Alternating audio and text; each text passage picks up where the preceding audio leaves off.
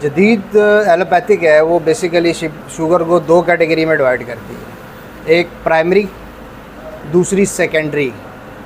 Primary को भी फिर वो आगे दो हिस्सों में तकसीम करती है, एक को वो टाइप 1 कहती है, एक को वो टाइप 2 कहती है। उसकी वजूहात क्या है वो मैं आगे बयान करूँगा। जो सेकेंडरी है उसको भी वो आगे ए और बी में डिवाइड करती है। ए को वो कहती है कि जो ख़ास तौर पर पैनक्रियास में सोजिश आ जाए, पैनक्रियास में रसोली बन जाए, पैनक्रियास का कैंसर हो जाए या पैनक्रियास को निकाल लिया जाए या आपके जिस्म में आयरन की मिकदार बढ़ जाए, ये सेकेंडरी के अंदर ए में आ जाएगा।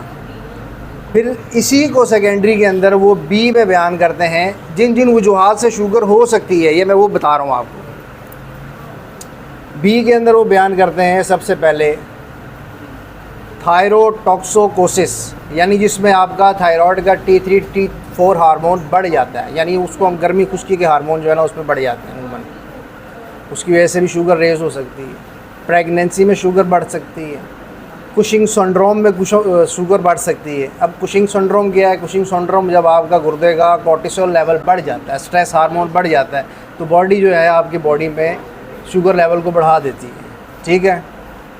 उसके आगे आपका जो हार्मोन ग्रोथ हार्मोन है, जब ग्रोथ हार्मोन बॉडी में बढ़ जाता है तब भी आपकी शुगर बढ़ जाती है।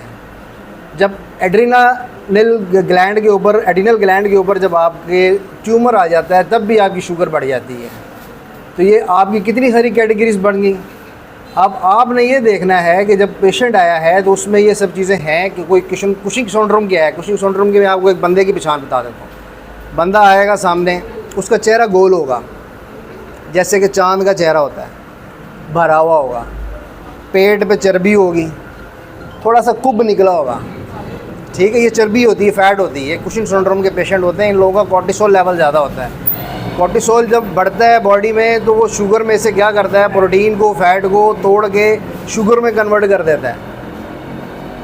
अभी मैं 1 और 2 पे नहीं आया, अभी मैं आपको वो इंसुलिन एंटागोनिस्टिक जो है, जो शुगर को नीचे करने वाले जो चीज़ें हैं उसका मैं बता रहा हूँ आपको कि ये चीज़ें भी आपको शुगर को बढ़ा के इंसुलिन को नीचे कर सकती हैं। तो इनको भी आपने मद्देनज़र रखना है। इसकी सिम्टम्स क्या होती हैं?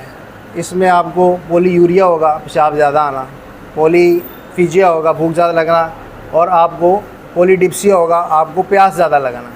पेशाब ज़्यादा आना, भूख ज़्यादा लगना, प्यास ज़्यादा लगना, ये 3 अलामतें बेसिक होती हैं शुगर के पेशेंट के अंदर। फिर इसके अंदर आपको जो कॉम्प्लिकेशंस पैदा होती हैं उसको हम देखते हैं। कॉम्प्लिकेशन कौन सी किस्म